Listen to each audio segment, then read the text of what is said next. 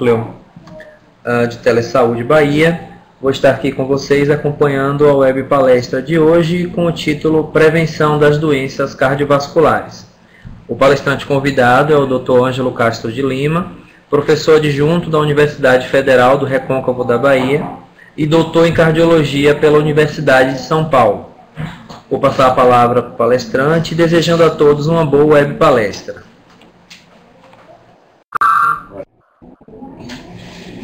Boa tarde a todos. É com muito prazer, com muita honra, que eu estou aqui convidado para desenvolver esse tema. E as minhas primeiras palavras são de agradecimento ao governo do Estado da Bahia, que nos proporciona essa oportunidade, juntamente com essa equipe do Telesaúde, na pessoa do Dr. Cristiano Sostner, que nos convidou para estar integrando essa equipe, com a possibilidade de nós termos várias dessas palestras, webconferências, também a possibilidade de ter teleconsultoria e telediagnóstico dentro da cardiologia, o que, sem dúvida, acredito que será um grande avanço para a saúde da Bahia. Esse tema, prevenção das doenças cardiovasculares, me é muito grato, porque vivo trabalhando em cima dele há muitos anos e tenho nele uma certa obstinação, entendendo ele como um grande desafio para a cardiologia como um todo. Ele faz-me rever a minha trajetória, inclusive da nossa atuação dentro do programa Mais Médicos, onde tive a oportunidade de conhecer mais profundamente a atenção básica do nosso estado. Conversa com a média complexidade, onde eu tenho a oportunidade de dirigir uma clínica em Salvador, responsável por alguns exames complementares, inclusive a demanda de mais de 90% dos ecocardiogramas pelo SUS da cidade de Salvador.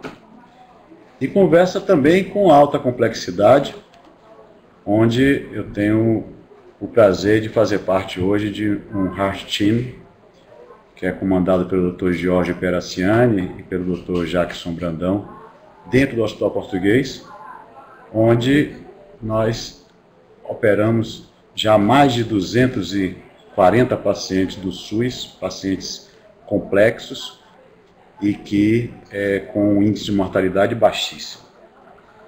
Portanto, prevenir doença cardiovascular faz parte da minha trajetória profissional e, por outro lado, também muito próximo das oportunidades que eu tive na gestão privada, assim como na gestão pública, quando recentemente cheguei até a ser convidado a colaborar na construção do programa Mais Especialidades. Dito isso, eu gostaria que vocês tivessem uma ideia da transição epidemiológica que atualmente nós vivemos no país. Ou seja, aqui nós temos a classificação das primeiras causas de mortalidade do brasileiro, distribuídos pela faixa etária. Então, observe que a primeira causa de morte no país, tirando naturalmente o período da mortalidade infantil, até os 40 anos, o que está mais matando o brasileiro são as causas externas, decorrente da violência urbana, decorrente do índice de criminalidade. Mas, acima dos 40 anos, o que mais está matando o brasileiro é a doença do aparelho cardiovascular. Assim como nós estamos perdendo esta guerra das causas externas, nós estamos também perdendo esta guerra em virtude do alto índice de mortalidade da doença da doença cardiovascular. Comenta-se, mas houve redução nos últimos anos. Sim, houve redução na mortalidade hospitalar. Mas a mortalidade como um todo e extra-hospitalar ainda é a principal causa de morte no brasileiro acima de 40 anos. E observe que quando nós falamos de doença cardiovascular, nós temos o costume de focar na doença arterial coronária, nas síndromes coronarianas, que sem dúvida nós vamos falar delas, mas nós não podemos deixar de, quando falamos em prevenção, estarmos também olhando todo o cenário das cardiopatias e tentando prevenir a todas. Então, começando pela infância, onde na realidade as cardiopatias congênitas, elas têm uma distribuição mundial semelhante de 8 para cada 1000 nascidos vivos, que no nosso país não necessariamente é a primeira causa de mortalidade infantil, mas sim é a primeira causa de mortalidade infantil nos países ditos desenvolvidos. Portanto, é importante que se tenha a noção de que a cardiopatia congênita é algo que deve ser diagnosticado precocemente, com uma visão de futuro. As valvulopatias, que envolvem não só as doenças degenerativas, mas que no nosso país tem uma importância muito grande em virtude da alta prevalência da febre reumática aguda, assim como das consequências da sífilis terciária, que hoje vem aumentando a sua prevalência juntamente com as doenças sexualmente transmissíveis. As coronariopatias, que eu já disse que realmente é onde reside a maior preocupação pela maior prevalência e que está envolvida com muitos fatores. As miocardiopatias primárias, onde o diagnóstico precoce poderá nos auxiliar sobremaneira algumas intervenções, e as secundárias, como é o caso da miocardiopatia crônica chagásica, que ainda molesta algumas populações do país, embora tenha sido reduzida a sua transmissão em muitos estados. Dentro das doenças cardiovasculares, nós temos que ter uma visão e uma atenção especial com síndromes arritmogênicas, BRAD e TAC, e a insuficiência cardíaca. Sendo que essas situações, elas poderão estar presentes, tanto arritmias quanto insuficiência cardíaca, dentro desses grupos de patologias que aqui nós mencionamos. Precisamos destacar na insuficiência cardíaca, porque a insuficiência cardíaca ela tem uma grande importância epidemiológica e estará, sem dúvida alguma, relacionada como uma complicação de várias cardiopatias. Ela representa,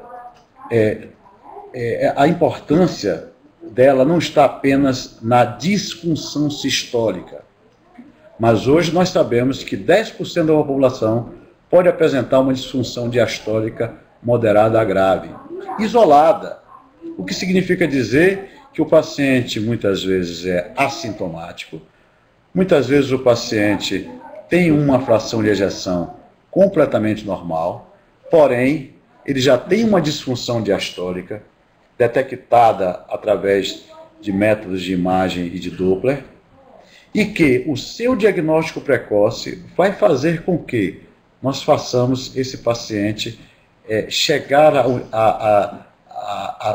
ao tratamento de uma forma muito mais eficiente, porque será determinado com precocidade. A doença arterial coronária e o diabetes são, sem dúvidas, as principais causas da insuficiência cardíaca. Porém, como já disse, a insuficiência cardíaca pode estar presente em qualquer das cardiopatias. A insuficiência cardíaca continua sendo uma das 3 causas mais frequentes de internação hospitalar. Ou seja, continua enchendo os nossos hospitais de pacientes. Representam 2,6% das internações e 2,3% dos gastos, sendo que também provoca uma sensível perda da qualidade de vida, resultando muitas vezes em aposentadorias precoces e altos custos socioeconômicos para o país. Então, o que eu quero dizer é que, fazendo prevenção das doenças cardiovasculares, sem dúvida, nós estaremos atuando também na prevenção da insuficiência cardíaca, que é este mal que assola a tantos brasileiros. Gostaria de dar apenas um panorama do que hoje é a cardiologia, o universo da cardiologia, que naturalmente vocês que estão na atenção básica não necessariamente têm ao seu redor, mas certamente através de redes de atendimento, aqui e ali, é necessário lançar mão. Então, naturalmente, o exame clínico, que é o início de tudo, a anamnese e o exame físico, continua sendo a pedra fundamental para um bom diagnóstico. Os exames laboratoriais, eles são extremamente importantes, principalmente aqueles que definem a possibilidade do diabetes e das dislipidemias. Sem falar, naturalmente, de outros testes bioquímicos também que podem ser utilizados em situações de hipertensão arterial. Os métodos gráficos, envolvendo a eletrocardiografia de repouso, o teste de esforço ou teste ergométrico e o Holter de 24 horas ou o Holter de 7 dias para diagnóstico de arritmia. O mapa, que é a monitorização ambulatorial da pressão arterial. Os métodos de imagem não invasivos, que aí nós temos que incluir o raio-x de tórax, o ecocardiograma com Doppler colorido, o duplex scan de carótidas, angiotomografia, cintilografia miocárdica e ressonância magnética. Assim como os métodos de imagem invasivos, o cateterismo com cineangiocoronariografia e estudos eletrofisiológicos. Eu trouxe aí esse universo da cardiologia apenas para estar lembrando todo o arsenal propedêutico que hoje nós dispomos no país. Da mesma forma que devemos lembrar que dentro da terapia intervencionista, nós já temos várias unidades de hemodinâmica no país, e particularmente na Bahia, onde é possível se fazer tratamentos de implantes de próteses, valvuloplastias, angioplastias com stents, e, finalmente, as cirurgias cardíacas, como cirurgias de menor porte, como implante de marca-passo, assim como cirurgias de plastias septais, valvuloplastias, implante de próteses e revascularização do miocárdio. Tudo isso que nós queremos evitar. Ou seja, isso aqui é o tratamento intervencionista quando a gente não conseguiu prevenir a doença cardiovascular, mas também ela é importante porque muitas vezes nós temos que fazer a prevenção secundária, ou seja, o paciente que já chegou a um tratamento intervencionista, nós já temos o diagnóstico e o tratamento, porém, no momento que ele retorna para a unidade básica, para a atenção primária, ele vai ser também um paciente que necessita de prevenção, da prevenção secundária, que deverá ser com muito mais rigor. Bom, vamos agora passar com alguns detalhes em relação àqueles grupos de cardiopatias que eu citei anteriormente. Iniciando com as cardiopatias congênitas.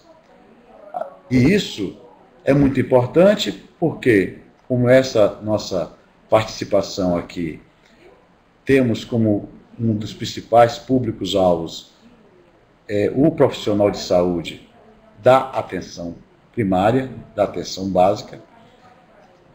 Certamente, vocês têm a oportunidade de atender crianças, e essas crianças, nós precisamos estar atentos sobre alguns detalhes que podem nos sugerir cardiopatias congênitas. Tudo começa com a anamnese, tudo começa com a identificação do paciente e da sua faixa etária. Lembrando que a suspeita da cardiopatia congênita no primeiro mês de vida representa, geralmente, nós estarmos enfrentando uma situação de uma cardiopatia congênita grave. Então, se vocês têm uma suspeita de cardiopatia congênita no primeiro mês de vida, certamente vocês estão diante de uma cardiopatia congênita complexa, de uma transposição nas grandes artérias, de uma tetralogia de Fallot, de uma atresia pulmonar, enfim, doenças complexas, doenças congênitas, e que, sem dúvida, o resultado, o sucesso do seu tratamento depende de um diagnóstico rápido e para a intervenção ser mais precisa. Quando nós pegamos um paciente entre 1 mês a 1 ano, nós geralmente podemos ter também cardiopatias graves, mas elas são menos agressivas do ponto de vista da mortalidade. Geralmente são problemas septais, ventriculares ou atriais, são permanências de canal arterial e as situações cianóticas de menor gravidade. São, sem dúvida, doenças que acabam afetando a mortalidade infantil, porém, são doenças um pouco menos graves do que aquelas diagnosticadas no primeiro mês de vida. E, finalmente, o terceiro grupo de pacientes pediátricos, da cardiologia pediátrica, são aqueles com faixa etária acima de 1 ano. Aí, geralmente, nos deparamos com situações realmente menos graves, cardiopatias mais simples, muitas vezes comunicações atriais ou ventriculares menores, e valvulopatias, digamos assim, congênitas. Temos que estar atento o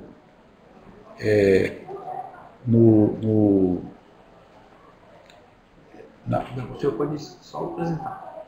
É que surgiu aqui uma sinalização que eu só estou querendo saber se isso aqui representa alguma coisa. Não, aqui é o computador, pode ser. Ok.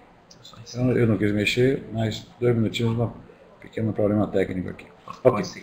Então, uma segunda coisa extremamente importante quando nos deparamos com uma criança é o chamado desenvolvimento ponderostatural.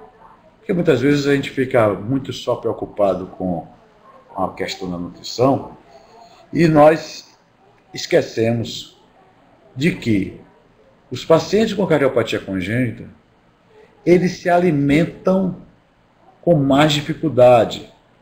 Eles têm, ao mamar, eles têm dificuldade, eles cansam. E como eles cansam para mamar, às vezes a mãe não percebe, eles levam um tempo maior para a amamentação e muitas vezes eles desistem. Eles têm aquele suprimento básico e desistem e acabam não tendo um desenvolvimento ponderostatural muito bom no primeiro ano de vida. Da mesma forma que muitas das cardiopatias que ocorrem no primeiro ano de vida e também na primeira infância são comunicações que aumentam o fluxo de sangue para os pulmões. E o sangue, como ótimo meio de cultura, acaba predispondo esses pacientes a infecções respiratórias de repetição. Então, se vocês têm uma criança no primeiro ano de vida, se vocês têm uma criança na primeira infância e que visitam a sua unidade de saúde com muita frequência, com gripes, resfriados, infecções respiratórias de repetição, pensem na cardiopatia congênita. Pensem numa investigação mais profunda, porque ela pode estar presente. E, naturalmente, os sintomas de dispneia e de cianose, elas também são sintomas que nos chamam mais atenção da possibilidade de infecção de cardiopatia congênita.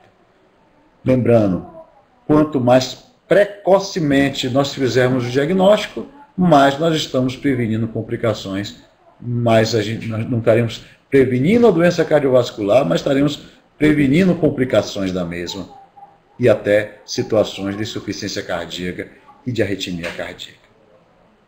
O exame físico, fundamental e preponderante, onde nas crianças os pulsos periféricos são extremamente importantes, principalmente porque nós podemos ter o diagnóstico de uma coarctação de aorta apenas por uma ausência de pulsos periféricos em membros inferiores, ou podemos ter pulsos amplos em situações de insuficiência aórtica e outras situações de valvulopatias. A ausculta cardíaca, e particularmente na ausculta cardíaca, a segunda bulha é um sinal a ser investigado com muita atenção.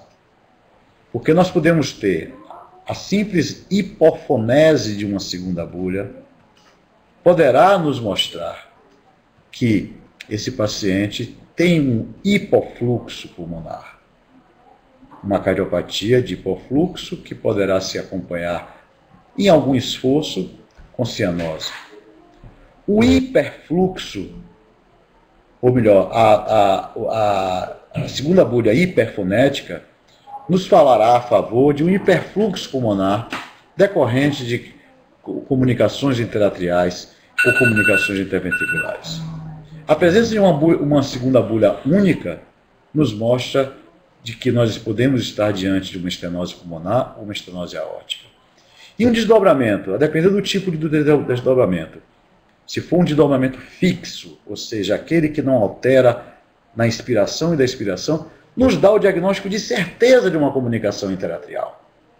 Observem como, no momento que nós estivermos atentos a uma segunda bulha, nós estivermos treinados em auscultar o paciente, nós podemos afirmar a necessidade de uma cardiopatia congênita e, naturalmente, tomarmos as cautelas devidas.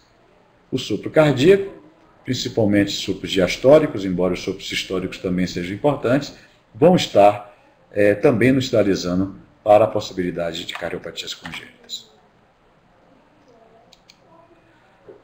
As valvulopatias.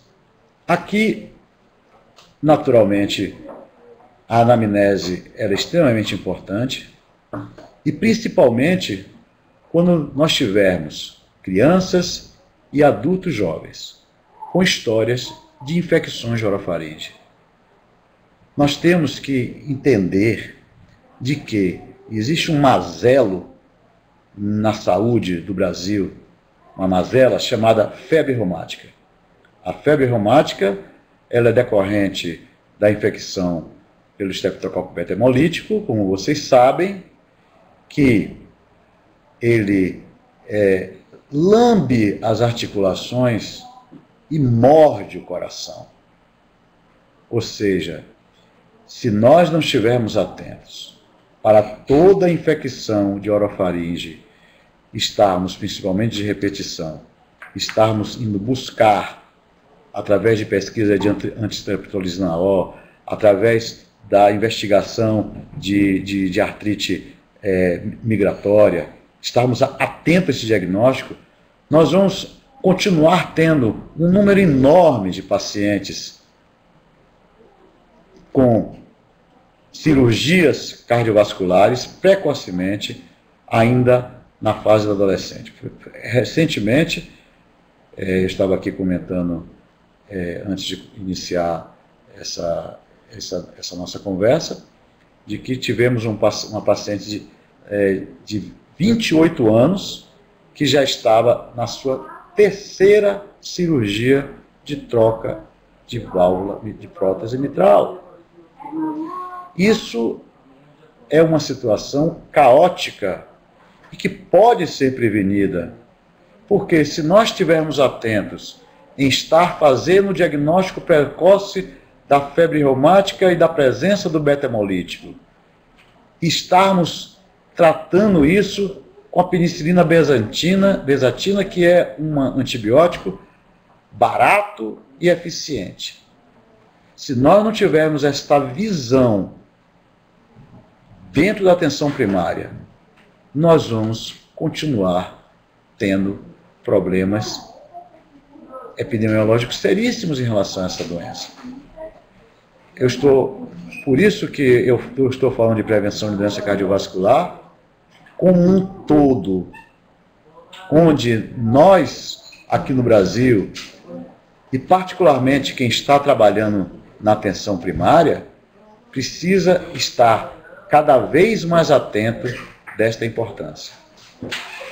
Temos que aqui também, infelizmente, voltar a referir, dentro das doenças sexualmente transmissíveis, o aumento da prevalência nos últimos anos da sífilis. A sífilis terciária, ela acomete as válvulas cardíacas com predomínio da válvula aórtica. Saber que a incidência de sífilis terciária chegou a cair na década de 80, na década de 90, e agora voltou a subir, e nós passamos agora a ter também mais cirurgias de pacientes que tiveram sífilis, é algo que nós estamos tendo que referir a importância e a valorização da atenção primária para esse diagnóstico e esta prevenção. Naturalmente que, dentro das valvulopatias, o exame físico, e aí nós temos que chamar a atenção, mais uma vez, dos pulsos periféricos e da ausculta cardíaca, com os diversos tipos de sopros que podemos encontrar, como uma sinalização de que estamos diante de situações de valvulopatias, principalmente quando estivermos diante de crianças e adultos jovens. Nas miocardiopatias, o que nós teremos que estar atentos? A história clínica. E quando eu falo história clínica, eu vou lembrar para vocês que algumas miocardiopatias primárias, elas estão intimamente relacionadas com fatores genéticos, como é o caso da miocardiopatia hipertrófica, que nós encontramos com muita frequência em apenas uma família. Em apenas uma família nós temos vários casos. Então, diante de uma miocardiopatia hipertrófica, nós temos a obrigação de estar investigando a família inteira. E a miocardiopatia hipertrófica, a despeito de ela ficar sintomática por um período, ela pode ser, sim, diagnosticada com facilidade apenas com eletrocardiograma, que é um método propedêutico não invasivo que se populariza de uma forma muito grande e que cada vez mais, através da telemedicina, alcança situações da atenção primária, muitas vezes em locais muito remotos. Então, a associação da história clínica, o exame físico e o eletrocardiograma, eles formam um tripé fundamental para o diagnóstico precoce, assim como a prevenção do tratamento o mais breve possível das miocardiopatias. Neste capítulo aqui, nós temos que estar muito muito atentos a arritmias e a insuficiência cardíaca.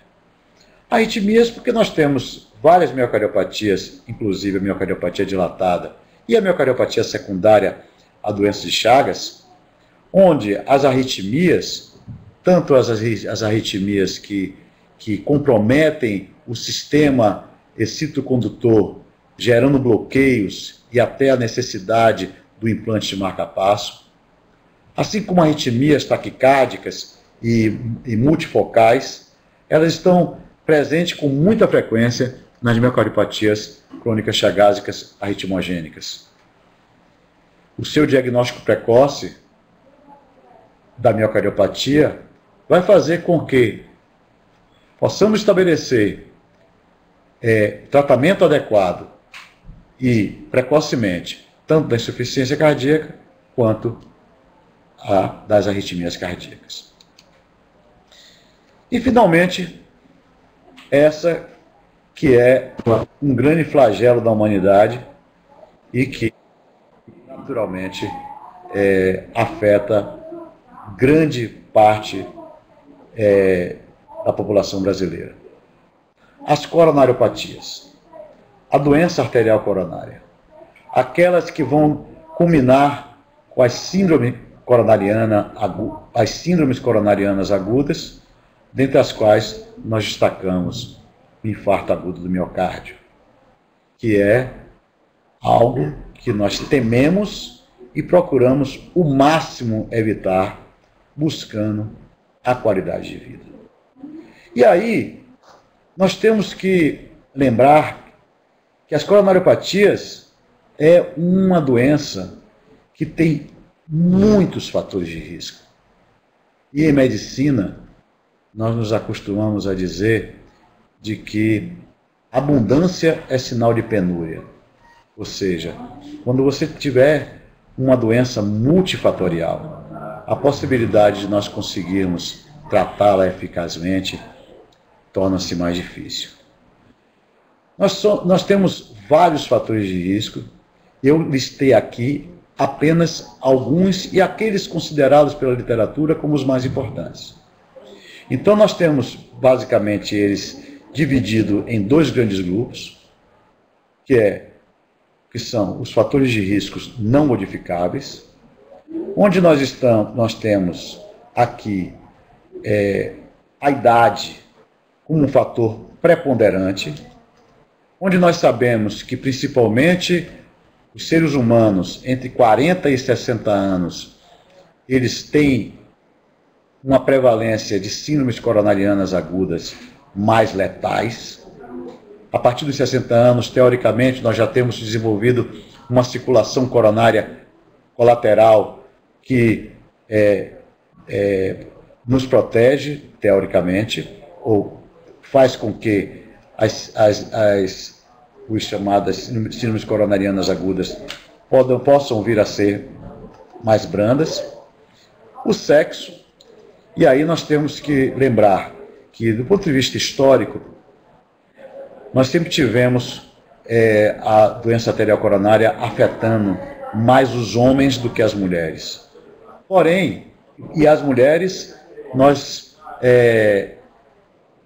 vemos também que as mulheres que estão na fase reprodutiva, ainda com hormônios estrogênicos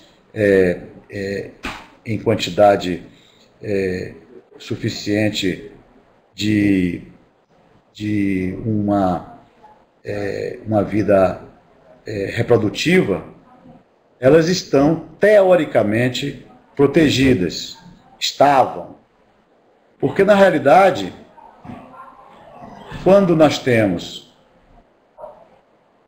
a mudança de hábitos de vida, com a chamada masculinização dos hábitos das mulheres, do ponto de vista principalmente do estresse. O estresse gerado pela tripla jornada, o consumo do fumo e do álcool, essa teórica masculinização desses hábitos, ela passou a fazer com que a prevalência das mulheres, mesmo teoricamente protegidas pelo estrógeno, passasse em alguns grupos a ser equivalente ao dos homens. Então, o sexo, nós temos que estar lembrando que o sexo é importante como fator de risco maior para os homens, mas que nós temos que analisar isso de forma relativa, a depender também dos hábitos de vida da mulher. Hereditariedade. Dentro dos fatores de risco não modificáveis, sem dúvida ele é o mais importante. Por quê? Porque nós estamos acostumados a ver no exercício da cardiologia de que famílias inteiras são dizimadas pela doença arterial coronária. É um marco de morte súbita, de infartos e de mortes precoces.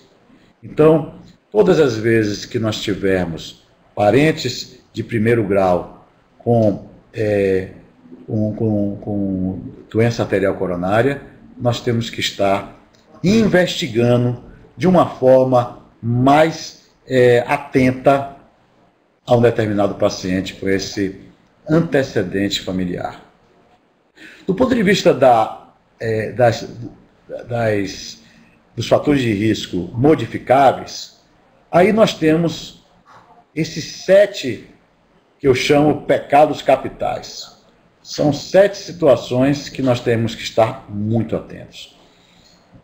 Eles são os únicos? Não. Existem outros. Esses são os mais aceitos para os cálculos de risco cardíaco.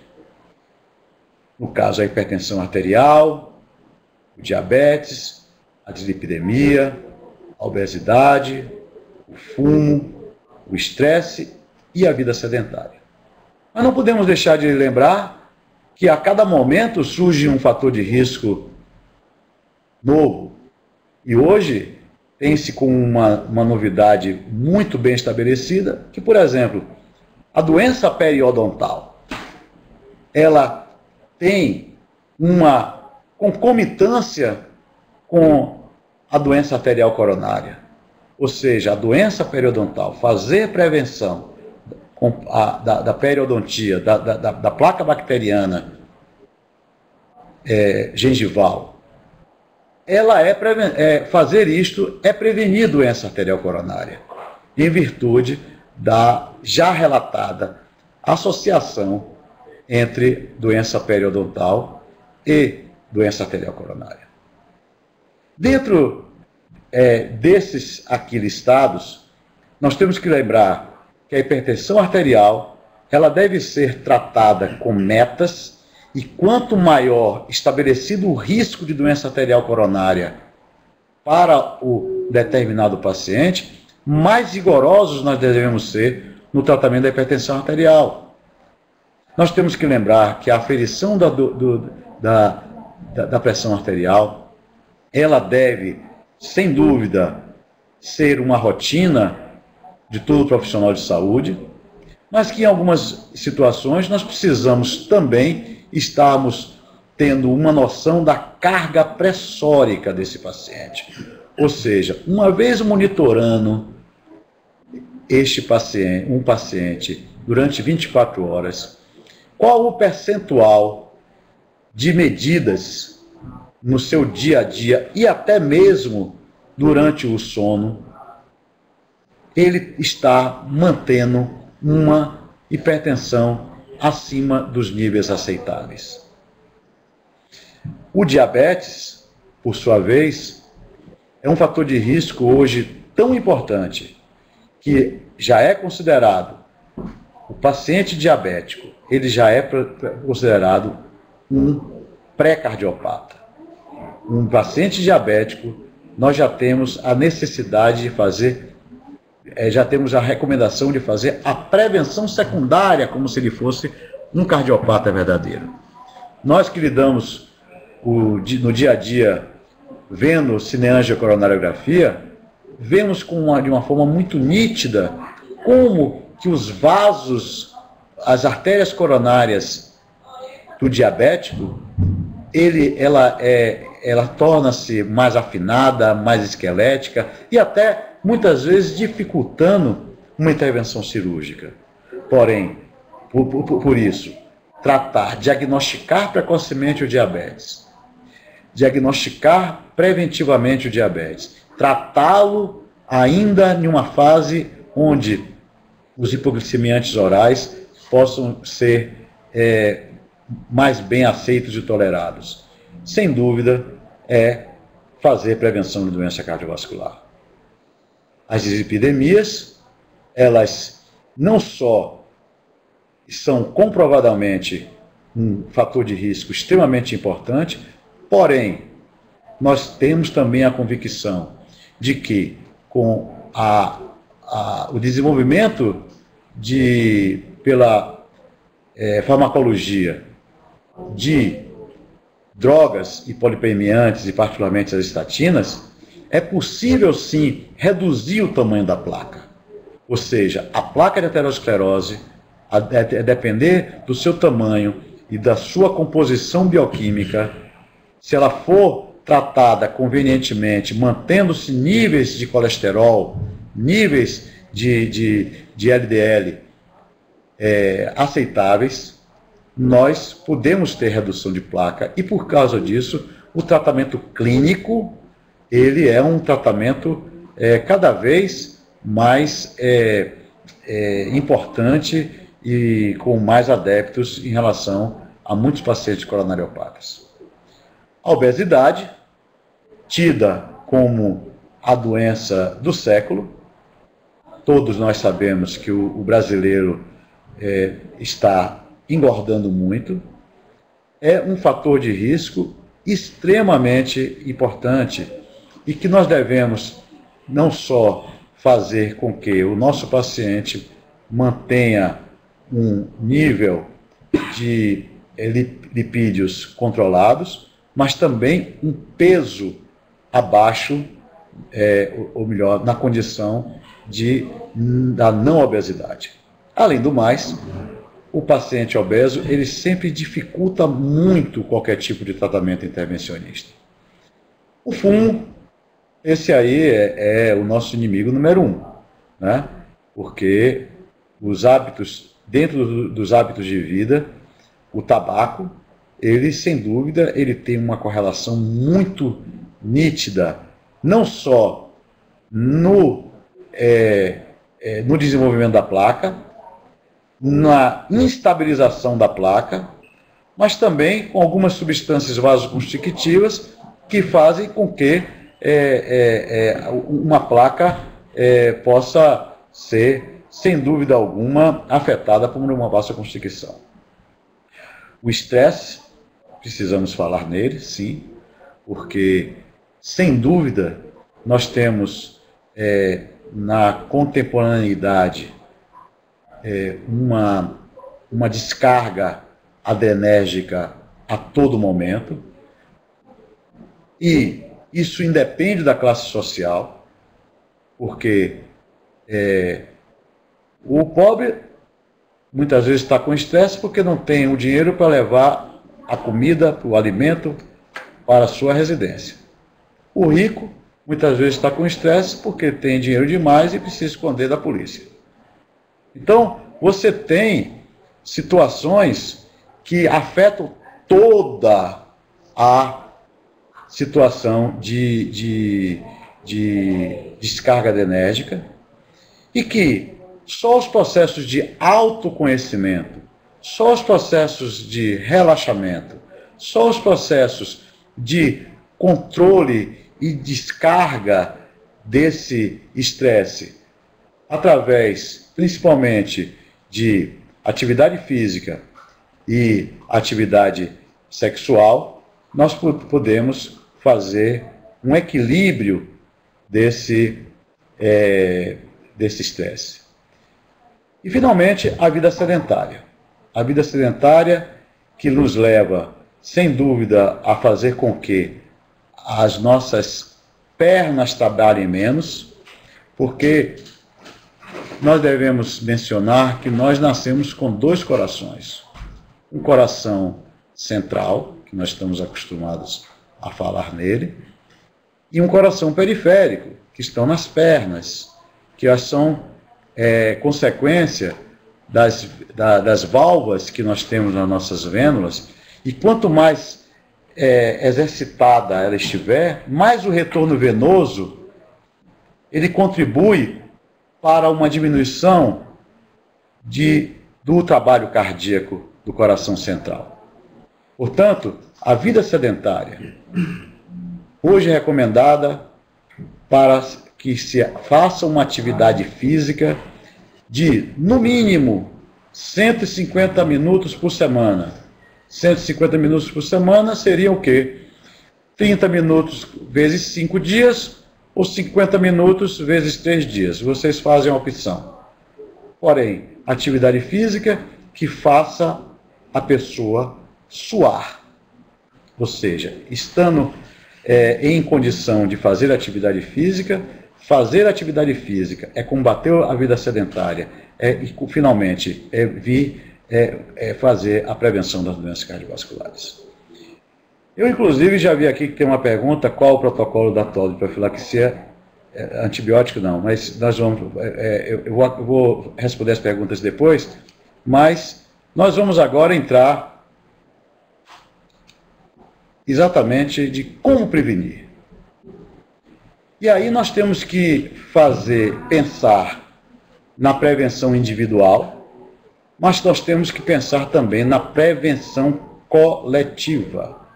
Ou seja, como fazer com que programas de prevenção eles cheguem à população como um todo e que possam estar sendo monitoradas para que nós tenhamos os efeitos mais adequados. Torna-se necessária a sistematização de um programa de prevenção que possa diagnosticar precocemente, uniformizar condutas e acompanhar de forma objetiva o risco cardíaco. Ou seja, não é só falar em prevenção ou só pensar em prevenção quando o paciente chega na nossa unidade de saúde, e sim está desenvolvendo sistematizações para que haja a devida prevenção eficiente. E como fazer isso? Eu trago para vocês aqui uma experiência que eu vivi e que, quando fui convidado para desenvolver em Brasília o programa Mais Especialidades na área de cardiologia do governo da presidente Dilma. Nós ficamos desenvolvendo esse programa durante um ano, inclusive na companhia de alguns outros cardiologistas do Brasil, como é o caso do professor Antônio Ribeiro, da Universidade Federal de Minas Gerais. E essas informações que foram desenvolvidas, infelizmente, elas não foram em frente, porque houve o impeachment e todo aquele grupo ele foi desarticulado. Mas eu trago aqui para vocês o que é que nós chegamos a pensar, inclusive com equipes da Diretoria de Atenção Básica do Ministério da Saúde, em relação à sistematização. Então, observe, basicamente foi diagnosticado de que a necessidade de saúde no programa Mais Especialidades de Cardiologia deveria ter o foco na doença arterial coronária e na insuficiência cardíaca, que os fatores de risco que nós deveríamos focar seriam aqueles modificáveis: hipertensão, diabetes, epidemia, obesidade.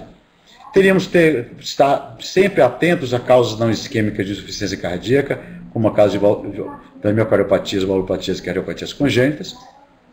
E que, basicamente, os problemas de saúde da doença arterial coronária no brasileiro acima de 45 anos chegam a uma prevalência de 11%, a hipertensão arterial de 22%, diabetes mellitus de 5%. E que havia uma necessidade muito grande de cardiologistas no Brasil. Pensamos também de que existe algo que todos que trabalham com a área de saúde convivem na área da cardiologia, que é a fibrilação arterial. A fibrilação atrial, se nós tivéssemos que escolher uma arritmia que tivesse uma grande prevalência e que a prevenção da mesma e das consequências dela fará com que nós tenhamos menos internamento, sem dúvida a fibrilação atrial seria escolhida. E aí, naturalmente, nós temos que ter noção de que hoje, fibrilação atrial, você previne fenômenos tromboembólicos de acidente vascular encefálico, isquêmico, no momento que nós usamos um índice de Chades, que aqui essa sigla em inglês significa insuficiência cardíaca, hipertensão, idade, diabetes e stroke, né, de que o fenômeno de acidente vascular cerebral isquêmico, onde cada situação dessa tem uma pontuação, e quando nós temos uma pontuação em um determinado paciente de 2, um índice de 2 ou mais, nós já devemos fazer a indicação do anticoagulante oral, ou os mais modernos, ou a varfarina. Porque o uso de anticoagulante oral, dentro desse processo, poderá, sem dúvida alguma, reduzir fenômenos cardiovasculares.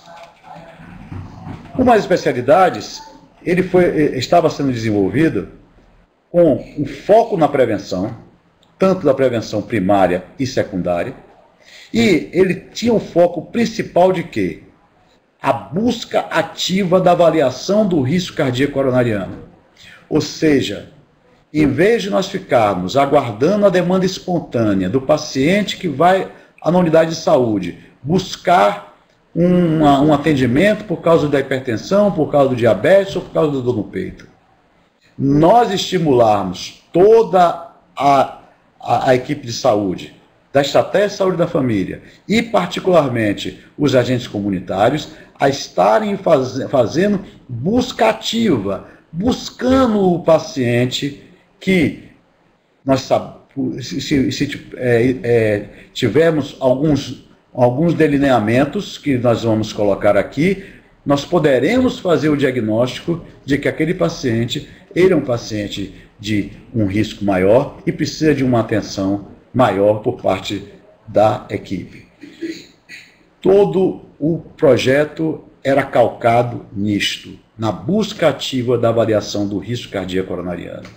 Naturalmente, a partir daí, nós iríamos estimular ao cidadão conhecer seu próprio risco, identificação objetiva desse risco, com mensuração, envolvimento de toda a equipe da atenção primária na estratégia, vincular essas equipes a tutorias de cardiologia,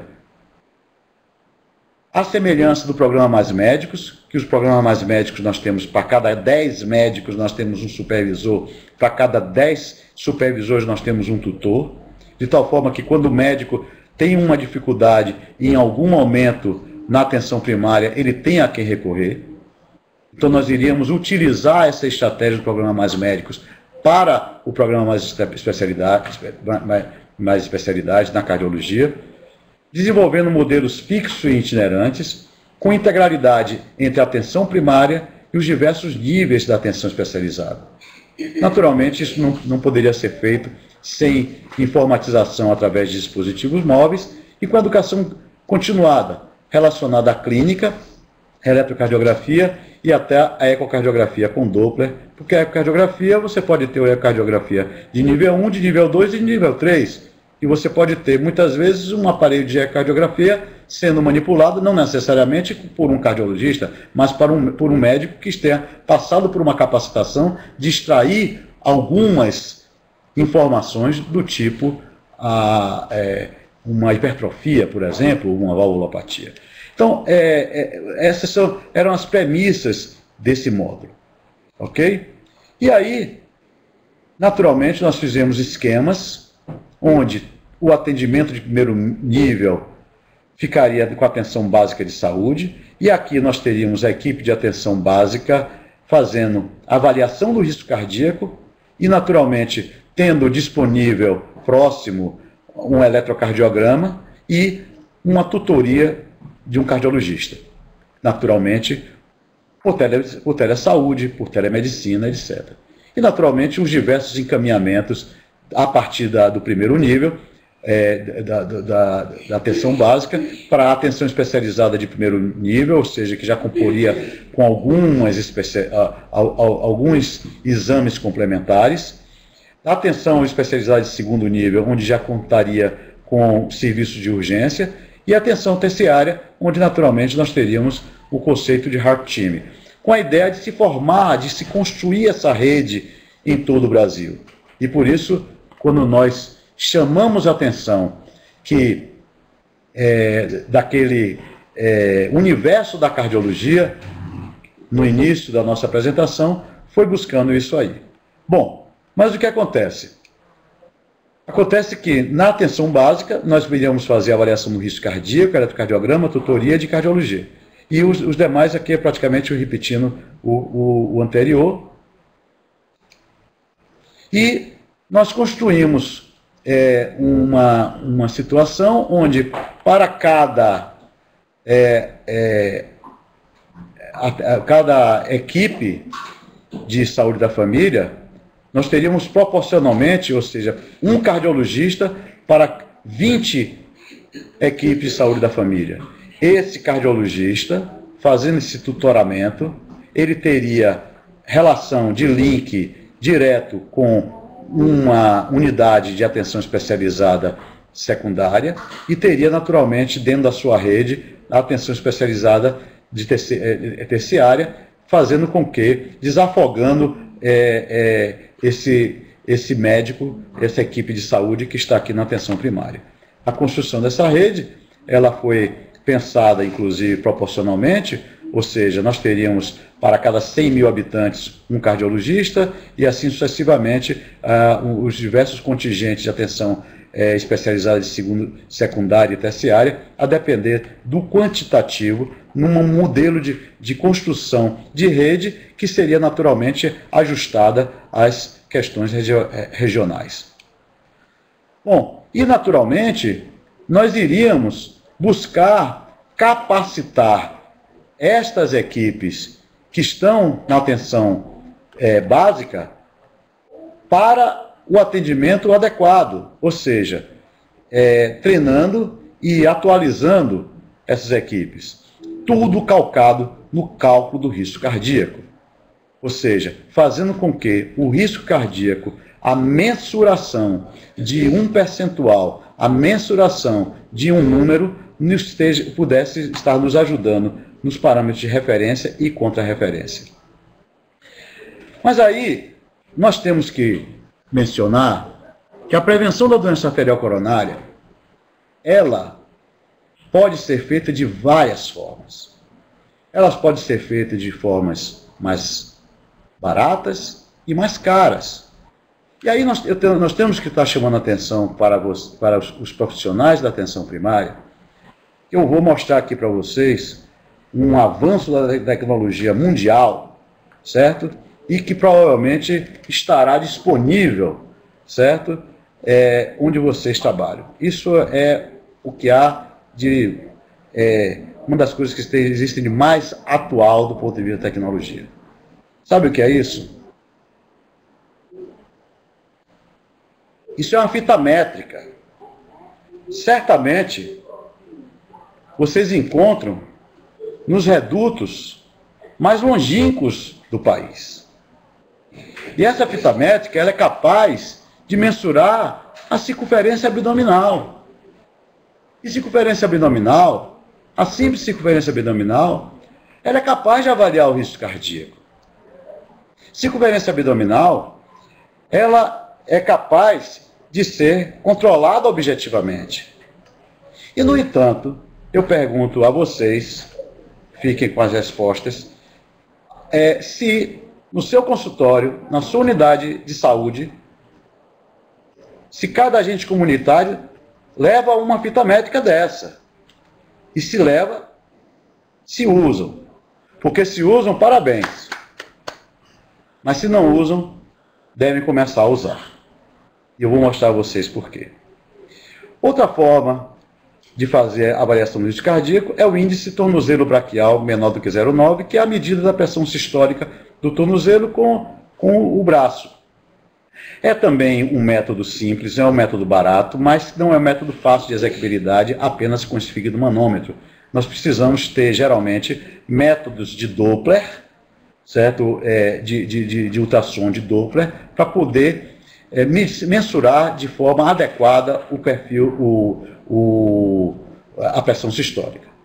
Uma outra forma é a medida do perfil lipídico, que quando a gente solicita no laboratório, geralmente os bons laboratórios já trazem uma avaliação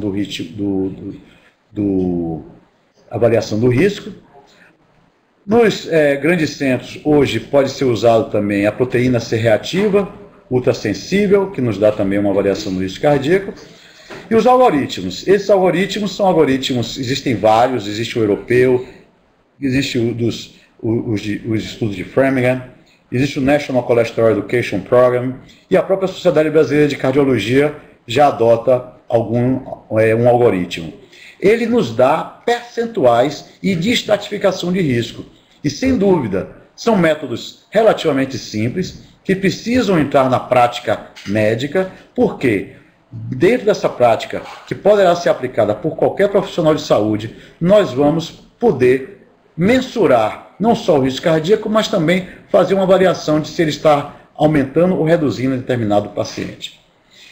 Temos, naturalmente, outros métodos, principalmente métodos de imagem de avaliação de placas de ateroma através do duplex scan de carótidas e a angiotomografia com score de cálcio, que naturalmente está disponível só nos grandes centros. Bom, aqui está uma classificação que é facilmente possível de ser conhecida, uma tabela da relação cintura-quadril, ou seja, a circunferência abdominal, através da sua relação, seja de homens ou seja de mulheres, e dessa relação da medida da cintura a nível do abdômen e a cintura do quadril, ela poderá nos dar se o indivíduo ele é de baixo risco, moderado risco, alto ou muito alto. É só uma questão de pegar a fita métrica e aplicar. Em relação ao perfil lipídico, naturalmente, o perfil lipídico desejável, ele é ajustado de acordo com o risco cardíaco que você calculou. Você pode calcular através do laboratório e a partir dos algoritmos e a partir do paciente ser de baixo risco, de intermediário, de alto, de muito risco, de muito alto, principalmente o LDL colesterol é o nosso parâmetro principal. Lembrando-se sempre que o desejável para o colesterol total atualmente é menos 190, triglicéridos menos 150. E o LDL é o nosso parâmetro principal a depender do risco do nosso paciente. A proteína C reativa, ela também determina, mas é um método mais caro, um método não totalmente disponível em todos os lugares, e que, a depender do nível de dosagem da proteína C reativa, você tem o cálculo, a mensuração do risco. E o cálculo do risco cardíaco, ele acaba sendo um diagnóstico precoce, que gera conscientização, que gera orientação terapêutica, que gera acompanhamento e pode gerar manutenção de informação nos bancos de dados. Ele pode ser facilmente aplicado com um questionário de 4 ou 5 perguntas, certo? Você questiona antecedentes médicos e pessoais, já existem alguns modelos muito bem definidos. Aqui, sim, você vai dar importância ao peso e altura, com o cálculo do índice de massa corporal. Você vai medir a pressão arterial do paciente, você vai introduzir alguns exames laboratoriais e, naturalmente, processar os dados através de tabelas ou através de softwares. O cálculo do risco cardíaco ele determina o parâmetro determina um parâmetro objetivo de controle. É possível você estratificar o grupo de risco em grupo 1, grupo 2 e grupo 3 e, consequentemente, gerar um retorno a uma reavaliação com uma periodicidade diferente a depender desse grupo. E, naturalmente, a partir daí você pode fazer recomendações e produção de dados estatísticos para acompanhamento. O cálculo de risco cardíaco, hoje, muito utilizado, são dos estudos de Framingham. Ele proporciona um diagnóstico preciso e instantâneo, fornece a probabilidade de evento cardiovascular individual em 10 e 20 anos. Quer dizer, você calcula e diz para o paciente, você tem a probabilidade de X% de ter um infarto nos próximos 10 anos, de ter um infarto ou uma morte súbita nos próximos 10 anos.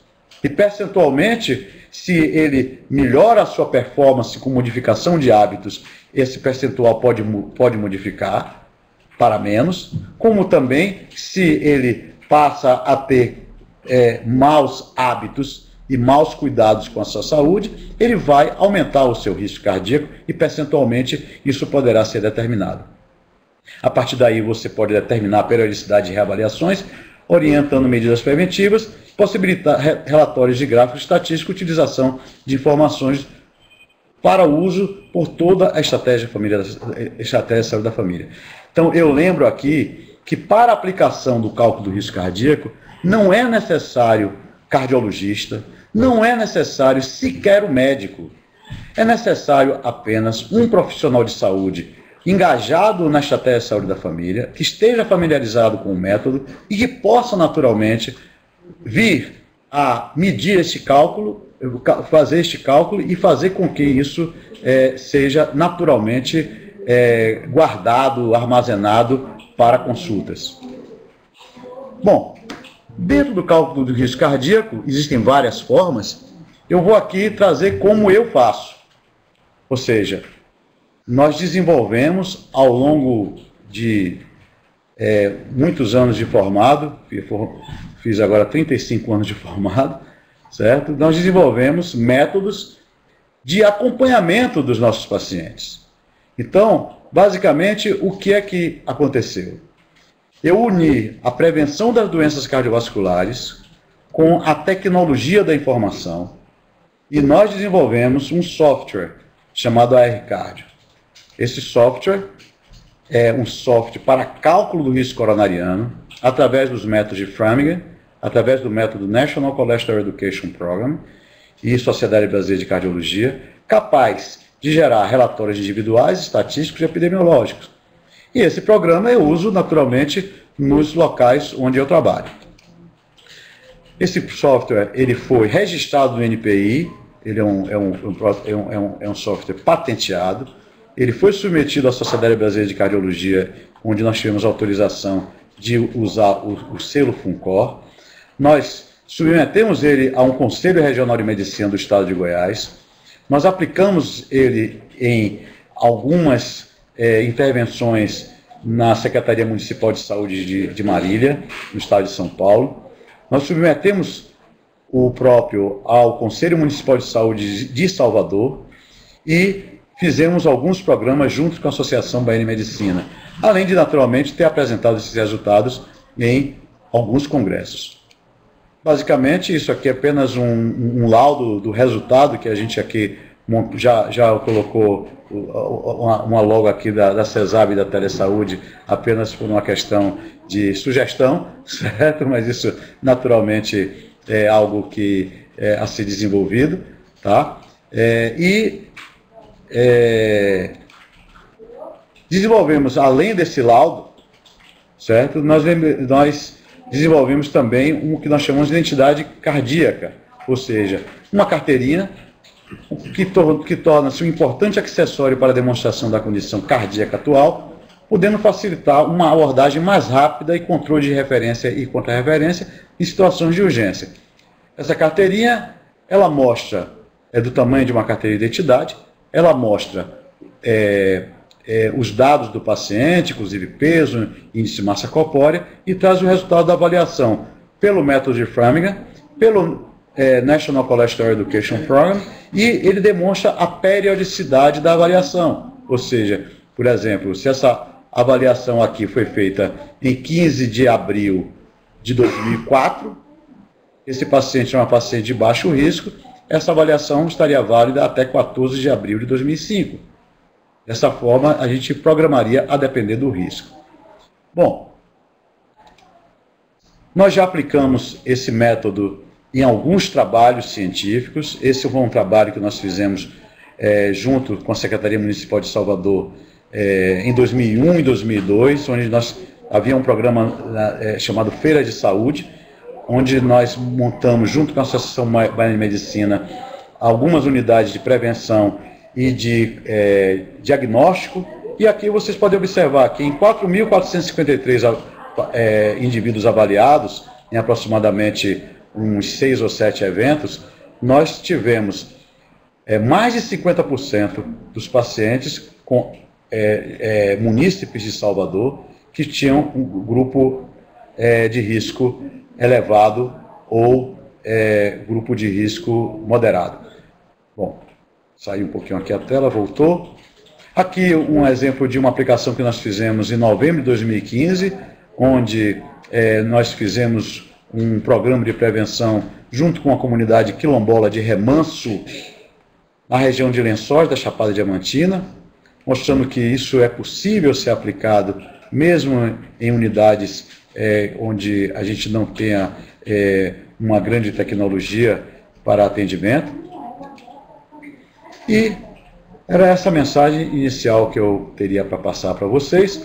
Eu estava aqui falando com o Cristiano e o Tiago de que isso é um universo de coisas, né? Que só esses fatores de risco, essas doenças, por si só, já merecem outras apresentações, outras web palestras, mas que naturalmente essa da prevenção das doenças cardiovasculares, ela é, digamos assim, uma mola mestra que naturalmente envolve e muito a atenção primária e que naturalmente faz com que esse engajamento e essa construção de rede para um melhor atendimento dos nossos pacientes com doenças cardíacas possam ser cada vez mais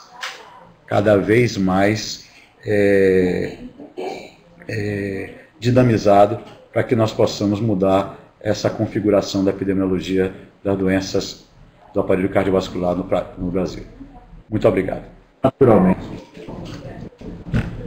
Mais uma vez, agradecer a participação de todos, também as contribuições aqui do Dr. Ângelo. Vamos abrir um espaço agora para as perguntas. Coletamos durante a explanação algumas delas e vamos colocar à disposição então aqui algumas perguntas. Quem ainda tiver perguntas a fazer, por favor, utilizem o chat. Lembrando que aquelas que não conseguimos responder a tempo poderão ser realizadas por meio das teleconsultorias. Então, os profissionais que ainda não são cadastrados na plataforma do Telesaúde poderão acessar o site telesaúde.ba.gov.br e fazer o seu cadastro, ok? Vamos às perguntas. Bom, eu mesmo vou fazendo e mesmo repetindo. Vou repetindo. Ok. Então aqui várias perguntas, né? Não sei quantas, não sei se já olhou isso. 12. Vamos tentar responder todas. Se não der, o limite do tempo, Tiago, você nos dá. Pergunta número 1, Alessandra Freitas, não diz da onde é. Seria interessante vocês identificarem o município, que isso facilita às vezes alguma resposta. E a Alessandra Freitas, ela pergunta, quem faz a troca de válvula mitral tem que continuar tomando a benzetacil? Veja só, Alessandra.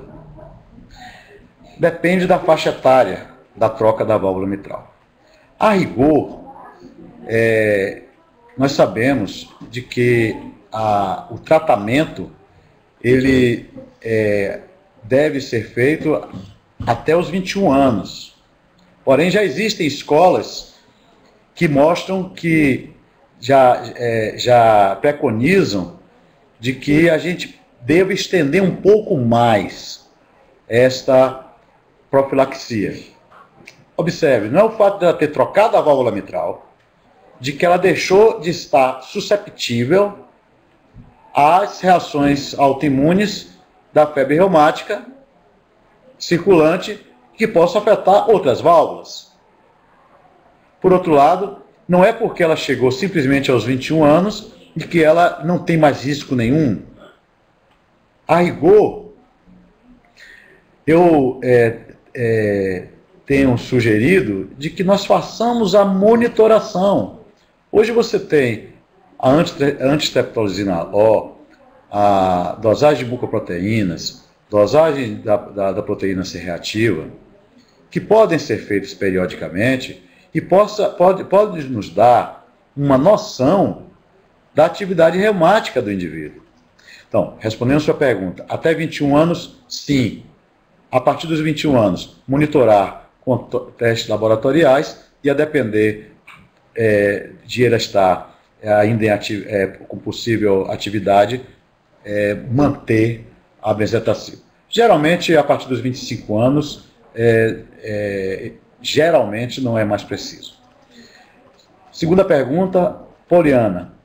Como os profissionais da atenção básica de municípios sem retaguarda de especialistas em cardiologia poderão desenvolver as suas atividades para identificar precocemente as cardiopatias?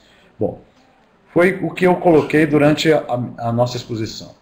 Os profissionais da atenção básica, independente de serem médicos ou não médicos, eles devem estar capacitados em estar identificando fatores de risco que levam a duas doenças cardiovasculares.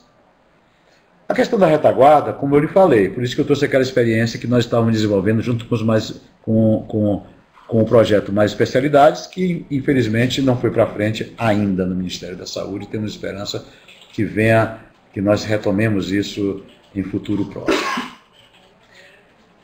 Se você não tem uma rede construída formalmente, o ideal é que você tenha, no mínimo, um apoio de um cardiologista por telemedicina, por telesaúde. Um cardiologista que possa estar orientando seria algo extremamente benéfico. Porém, como a sua pergunta é para identificar precocemente as cardiopatias, eu coloquei de uma forma bem clara, ou seja, atenção na anamnese, atenção no exame físico, certo? O eletrocardiograma alterado, ele é extremamente importante. E as dosagens de glicemia e de perfil lipídico.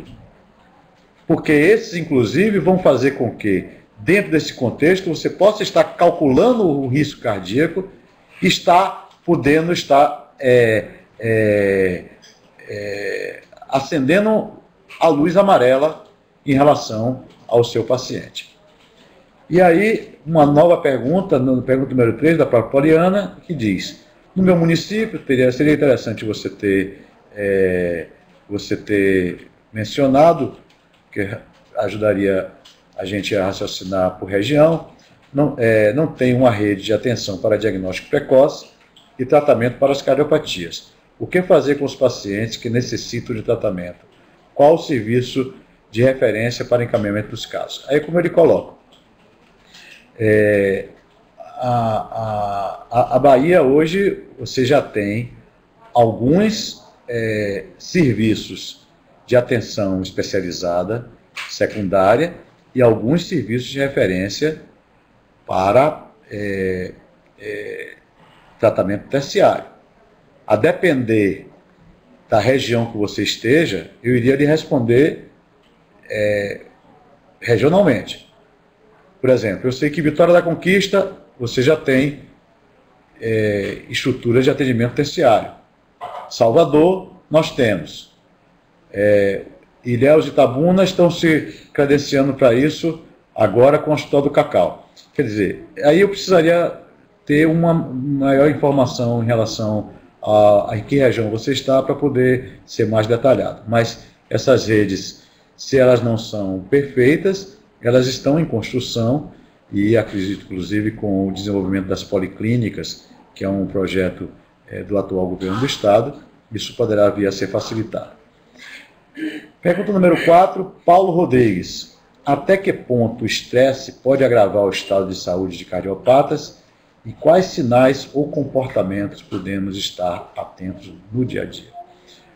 Paulo, o estresse pode agravar e muito o estado de saúde dos cardiopatas.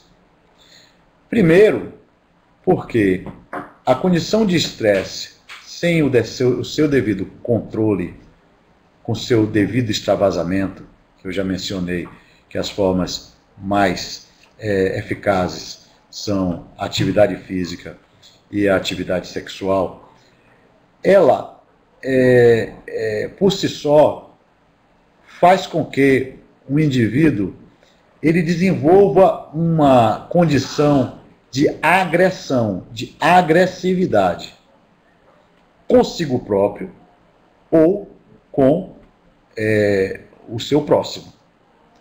Como os seres humanos desenvolveram técnicas de estarem em convívio social, muitas vezes ele não agride o próximo, mas agride a si mesmo. E a medicina psicossomática, ela é toda calcada desse raciocínio. Uns se agridem com uma dor de cabeça, com uma enxaqueca, outros se agridem com uma dor no pé, com uma coceira na perna, outros se agridem com uma dor no estômago, entende? Com situações que você busca, muitas vezes, uma explicação clínica orgânica e não acha.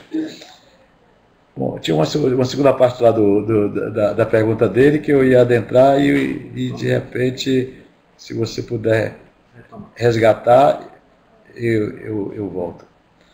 Tá? Comportamentos podemos estar atentos no dia a dia. Que comportamentos? Pois é. Então, são comportamentos de psicossomatização. Porém, o estresse pode prejudicar de uma outra forma mais aguda.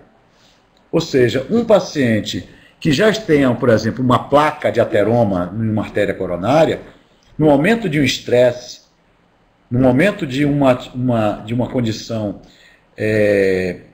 digamos assim, de que ele está extremamente tenso, ele vai ter vasoconstricção, ele vai ter descarga adrenérgica, com descarga de adrenalina e noradrenalina em excesso no sangue, que isso gera vasoconstricção. E uma vasoconstricção em cima de uma placa de ateroma em uma artéria coronária pode ser fatal, porque você fecha a artéria, ali logo tem a formação do trombo, e dessa formação do trombo você tem um infarto. Então, de duas maneiras o estresse pode prejudicar, no seu acúmulo e na sua condição aguda. Poliana, pergunta número 5. Existe uma parceria entre a odontologia e cardiologia nos serviços especializados, como, por exemplo, os hospitais de referência, já que alguns problemas bucais podem ser fatores de risco para doenças cardíacas? Sim, em grandes hospitais, sim. A odontologia cada vez participa mais dessa interação, dessa conversa com a odontologia, com a cardiologia. Em hospitais de referência, hoje, nós não encaminhamos um paciente para uma cirurgia cardíaca, por exemplo, sem fazer uma avaliação odontológica e uma liberação do odontólogo em relação a questões da sua saúde bucal. Aliás, a saúde começa pela boca, né? Assim como a morte entra também pela boca. Então, por outro lado, cada vez mais nós cardiologistas somos chamados para pacientes que precisam fazer cirurgias ortodônticas, às vezes em hospitais, e que precisam de uma avaliação cardiológica, porque eles também têm um problema cardíaco. Então, nos hospitais de referência, cada vez mais essa interação, os hospitais de terceiro nível, uma interação entre a odontologia e e a cardiologia. Lembrando que aquilo que eu trouxe para vocês, que parece uma novidade, mas que hoje já está bem estabelecido em alguns trabalhos na literatura. A doença periodontal, ela hoje é entendida como fator de risco para a doença arterial coronária, dada a condição de que uma inflamação dessa natureza, uma infecção e inflamação dessa natureza, poderá ser prejudicial ao coração. O Paulino está informando que é de Abaré, da região norte. Abaré, da região norte, pois não. Aí o que nós sabemos da região norte é que nós temos lá o Hospital de Juazeiro, né? O Hospital de Juazeiro é um hospital de referência que não faz cirurgia cardíaca, ela é especialista na área terciária, mas lá foi mantido um programa chamado PEBA, que é um sistema de regulação entre Pernambuco e Bahia, que eles dividem. Então, algumas especialidades eles são atendidos em Petrolina e outras especialidades eles são atendidos no Hospital de Juazeiro. Então, a referência para Abaré, pelo que se é da região norte, o Hospital Terciário seria lá essa central de regulação PEBA, que até onde eu saiba funciona muito bem. Bom, Line, sexta pergunta, o monitoramento desses pacientes com pressão elevada tem que ser com quantos dias para diagnosticar que o paciente é hipertenso? Bom, eu passei naturalmente um pouco mais rápido por alguns detalhes, que é como eu coloquei aqui para o pessoal, disse, ó, vai ter que ter uma palestra sobre hipertensão arterial, outra só sobre insuficiência cardíaca, outra só sobre dislipidemia. Mas vamos lá. Pela Organização Mundial de Saúde, você pode afirmar que um paciente é hipertenso a partir do momento que ele tem pressão arterial acima do normal, certo? E essa normalidade, existem diretrizes da Sociedade Brasileira de Cardiologia definindo o que é o ideal, o que é tolerável. Nós vamos pegar aí 14/9 como algo máximo, ou seja, algo que a gente não deve tolerar, tá certo? Ou seja, se você tiver um paciente que em 3 oportunidades diferentes você já diagnostica uma pressão sistólica acima de 140, uma pressão diastólica acima de 80, 3 circunstâncias diferentes, não são quantos dias para diagnosticar, e sim momentos de mensuração diferentes. A Organização Mundial de Saúde já lhe autoriza a você chamar esse paciente de hipertenso e tratá-lo como hipertenso. Isso naturalmente naquele paciente que chega para você e lhe informa que não é hipertenso, porque uma das coisas mais difíceis para o diagnóstico inicial da hipertensão arterial é a aceitação da doença pelo paciente. Então ele tem um aumento da pressão, ele é hipertenso, mas ele diz, não doutor, eu não tenho pressão alta, minha pressão só sobe quando eu me aborreço, não, minha pressão só sobe quando... Né? Vem com aquele discurso de negação. E aí é onde nós temos que ter esse parâmetro objetivo. Mediu a pressão arterial em 3 circunstâncias diferentes, que está acima de 14/9, é melhor você considerar esse paciente como hipertenso e começar a tratá-lo do que você ficar na expectativa de que ele venha a ter uma crise hipertensiva. Pergunta número 7. Giovanni Bonfim.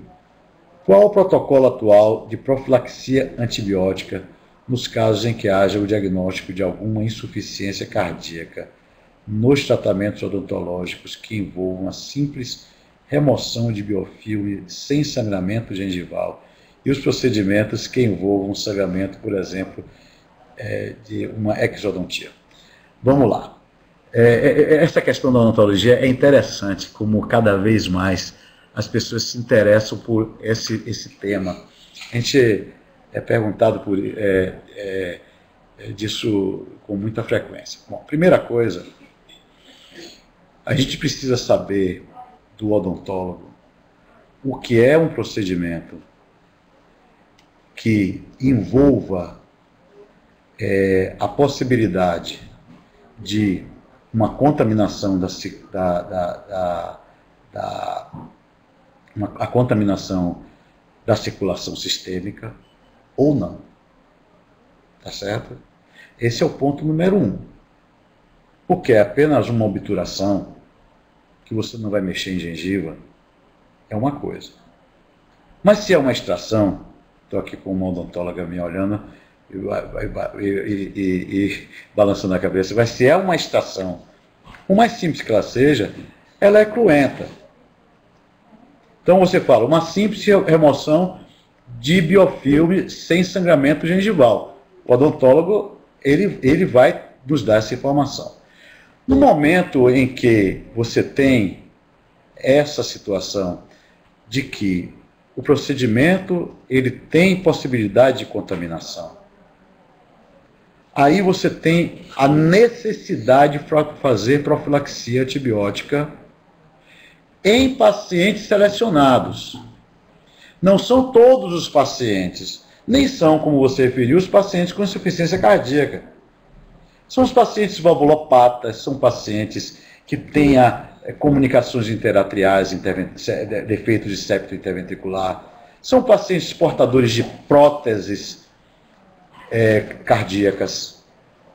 E aí, a profilaxia, que no passado era mais agressiva, ou seja, se usava a amoxicilina até um dia antes e durante 2 dias depois. Depois isso foi caindo por terra e hoje se faz uma profilaxia muito mais branda. Se tem está preconizado de que seja o uso da amoxicilina. E a depender do caso, você vai fazer um protocolo mais rigoroso ou menos rigoroso. A pergunta número 8, Flávia, PSF estreito. Quem já teve febre reumática tem mais chance de ter outros problemas cardiovasculares? Não necessariamente. Eu estou imaginando que você está me perguntando.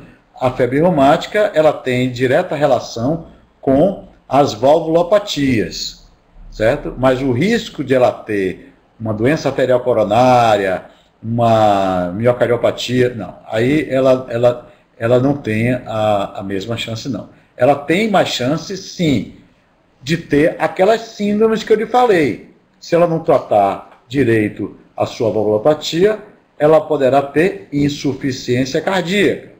Se ela não tratar convenientemente, ela poderá, o crescimento do coração, poder gerar arritmias.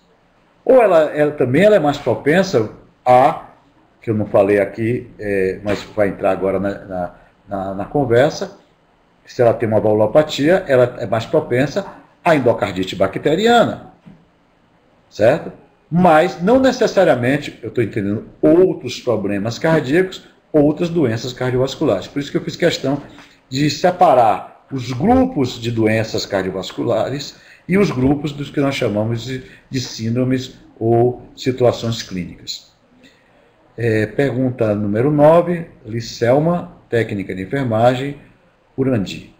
Com qual frequência o paciente cardiopata deve ser orientado a buscar atendimento? Choveu odontologia aqui, viu? Isso é bom, isso é ótimo, porque é o que o pessoal da atenção básica vive, né? Com qual frequência o paciente cardiopata deve ser orientado a buscar atendimento odontológico? Olha, o paciente cardiopata ele deve ser orientado a manter uma boa saúde bucal. Se ele vai ter que voltar com 3 meses, com 6 meses, com 1 ano, isso aí é o profissional da odontologia que vai determinar. Tá? Ele não tem que mudar a sua periodicidade por causa da cardiopatia. Ele tem que mudar a sua periodicidade a depender da sua saúde bucal. Se ele não tiver com a saúde bucal adequada, ele tem que ir lá com mais frequência. E se estiver tudo ok, é apenas aquela revisão básica anual. Né? Bom, mas veja só, eu não sou odontólogo, tem que me resumir para a questão cardiológica. Vamos lá. Licelma, não, agora Poliana, Poliana foi campeã aqui de perguntas. Muito obrigado, Poliana, por você estar aí tão interessada nesse assunto. Como identificar precocemente nas UBS as cardiopatias congênitas? Muito obrigado por essa pergunta, porque eu sou apaixonado pelas cardiopatias congênitas. Eu tenho a habilitação em cardiologia pediátrica, onde tive a oportunidade de fazer o meu fellow na Universidade de Londres, e vejo a coisa assim com muita simpatia. Foi o que eu coloquei para você. Primeiro, pergunte a idade do seu paciente, tá? Aí a gente vai separar em 3 grupos, de 0 a 1 mês, de 1 mês a 1 ano e de 1 ano a 10 anos, tá? Diagnóstico precoce. Se o paciente ele é um paciente que chega com cianose, desconfie logo de imediato de uma cardiopatia congênita grave. Mas, se ele não tem cianose e pode ter até cardiopatias graves, esteja muito atenta ao desenvolvimento ponderostatural do paciente. Esteja muito atenta às infecções respiratórias de repetição. Esteja muito atenta se esse paciente é um lactente, as condições de mamada, se eles demoram muito tempo para amamentar. Geralmente um bebê mama durante 20 minutos. Se ele fica mais do que 20 minutos numa mama, desconfie. Tá certo? Da mesma forma, infecções respiratórias. Uma criança não é para ter 3 resfriados por ano. É para ter menos. Começou a ter 3, 4 resfriados, infecções respiratórias por ano, acenda a luz amarela, tá? Eu acho que essas 3 dicas aí, fundamentais da anamnese. E no exame físico, naturalmente, não deixe de auscultar o coração, treinar a ausculta cardíaca, principalmente nos sopros e na ausculta da segunda bulha. Aí, se você for por esse caminho, você vai conseguir diagnosticar muita coisa com precocidade. Lembrando-se que quanto mais cedo esse paciente for para uma unidade de referência, melhor a possibilidade, maior a possibilidade de nós oferecermos algo. Porque nós temos que evitar no cardiopata é que ele chegue no hospital muito doente. Se na atenção básica nós diagnosticarmos precocemente e fazermos com que ele chegue menos doente ao hospital, a possibilidade de êxito do tratamento torna-se muito maior. Jonatas, pergunta número 11, Jonatas, nessa da família Jequiazinho. Paciente cardiopata não diagnosticado, quais sinais, sintomas o educador físico deve estar atento durante a prática de atividade física? Olha, está cada vez mais frequente a solicitação de avaliação cardiológica em pacientes que fazem atividade física. Vamos, em primeiro lugar, dividir esse grupo, né? Paciente acima de 35 anos, os estudos de Framingham já mostram que para esse paciente você tem que conhecer o risco cardíaco desse paciente. Esse paciente, nós precisamos fazer uma avaliação do risco cardíaco. Abaixo de 35 anos, eu diria que aí o sintoma que a gente tem que estar atento é a dispneia. Sendo que o condicionamento físico, muitas vezes no primeiro momento, pode confundir, principalmente nos pacientes obesos.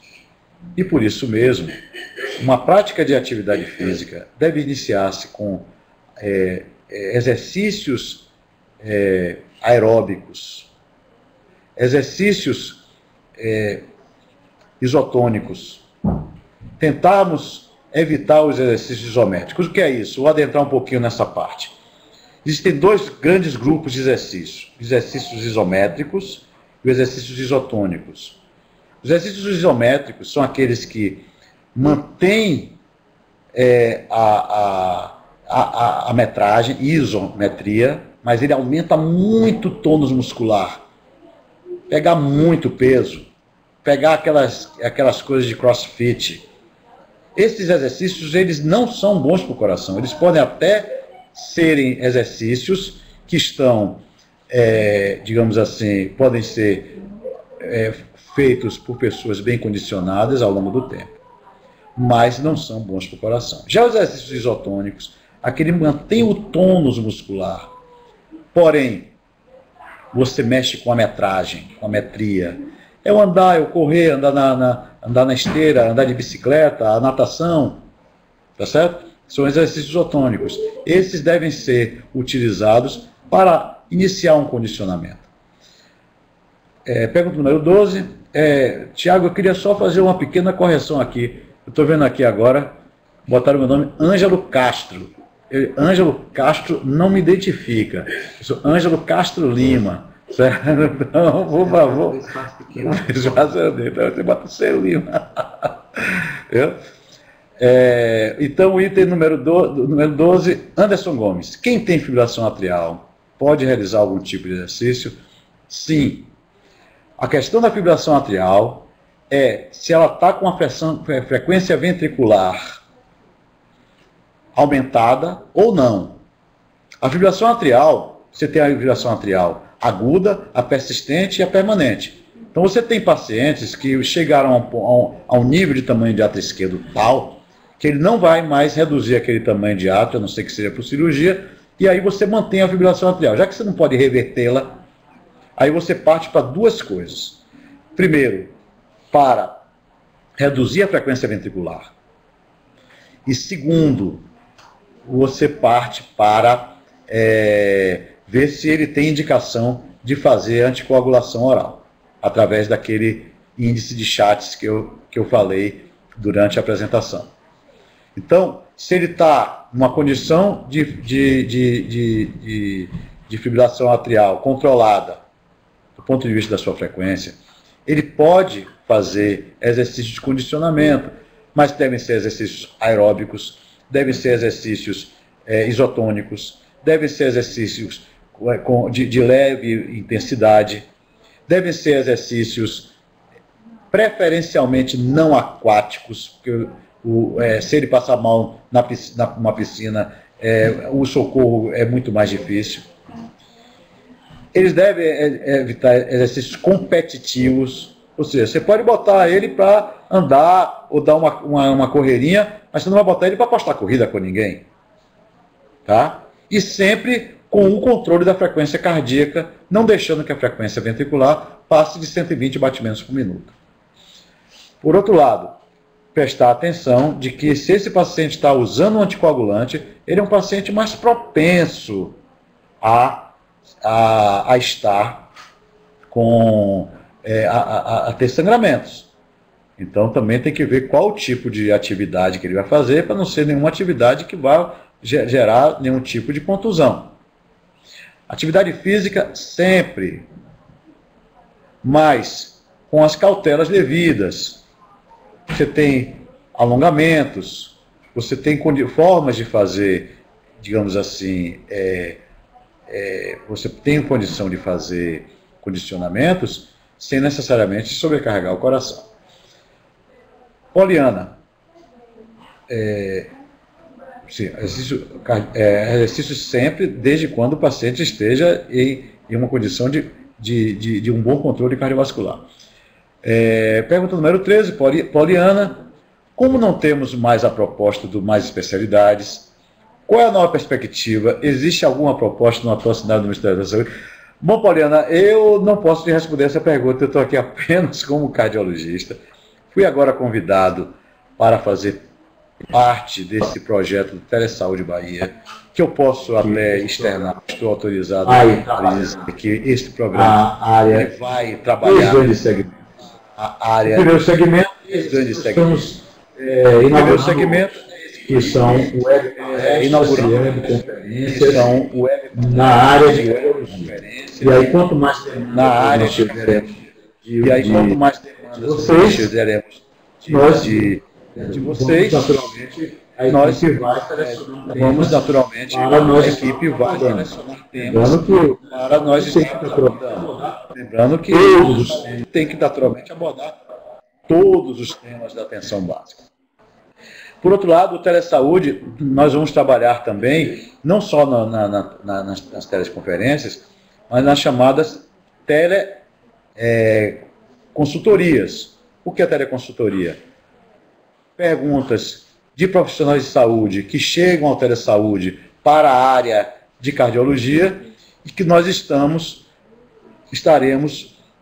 respondendo inicialmente e depois montando uma equipe de cardiologistas, ou de residentes em cardiologia, ou de educação continuada, que possa dar conta dos mais de 400 municípios da Bahia, o que por si só já é uma coisa gigantesca. Estamos começando com alguns municípios, certo? Como se fosse um período de experimentação, para que nós possamos avançar nessa condição.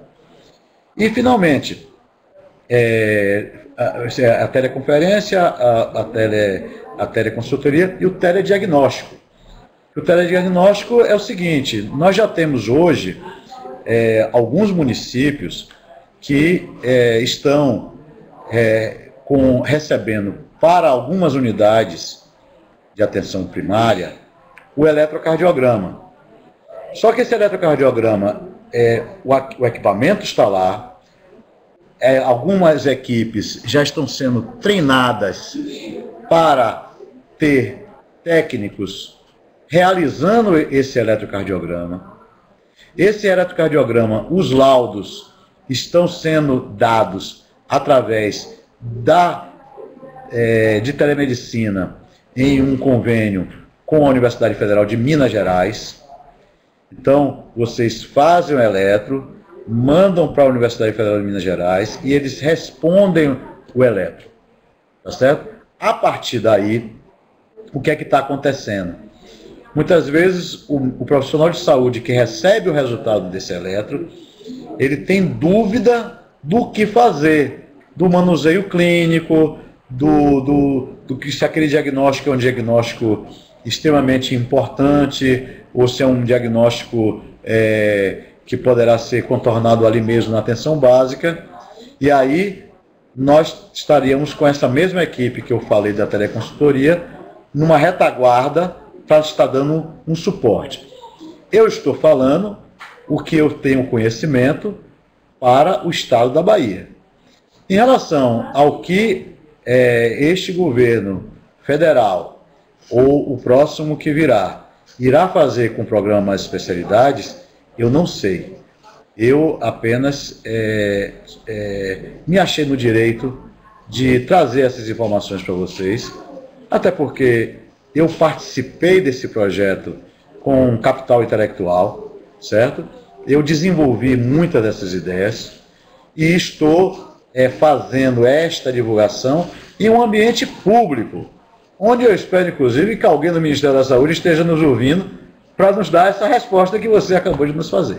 Porque era um programa extremamente bem elaborado, que já estava formatado em algumas especialidades, como é o caso da ortopedia e da oftalmologia, e que eu fui convidado, tive a honra de ser convidado a participar para desenvolver a cardiologia. E que, infelizmente, não foi para frente pelas questões todas políticas que todos nós conhecemos.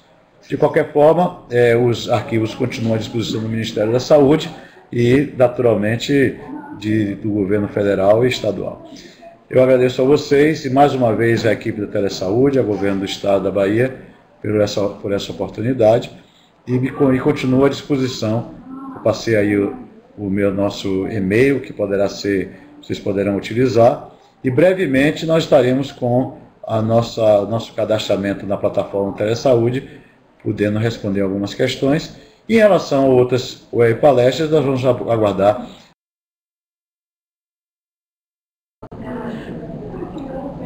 Nossa web palestra de hoje está chegando ao final. Gostaríamos de agradecer a todos pela participação, também ao Dr. Ângelo Castro Lima pelas contribuições aqui hoje. Aguardamos todos vocês na próxima semana. Uma boa tarde.